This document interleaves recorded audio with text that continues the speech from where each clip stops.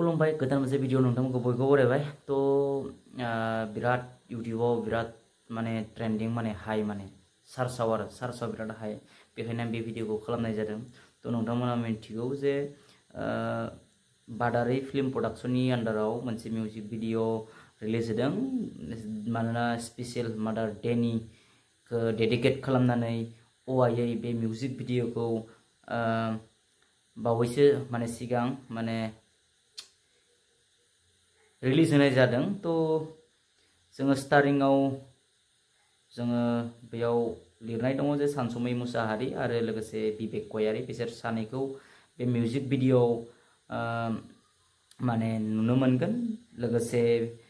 artist हिसाबै मलेन बसुमतारी साइल artist हिसाबै दङ दिदोम बसुमतारी अबिनाश बसुमतारी बसुदेव बसुमतारी कोरियोग्राफखौ खालामदों concept and direction Bipul Mushahary खालामदों ओमफ्राय डिओपि खौ खालामदों जेलसन नार्जारी बिनि उनाव मेकआप मिथिसार नार्जारी लाइट हेजल फैलाव थामनेल दैदेन मुसाहारि तो सिंगार आरो lyrics and tune Bipul Mushahary music सोरांसा बसुमतारी माने मिउजिकखौ होदों सोरांसा बसुमतारी नोंथांमोना बे भिडिअखौ नायनो हागोन सार्च खालामनानै लोगोसे जाय बिथांमोना आंनि डेस्क्रिप्शन आंनि माने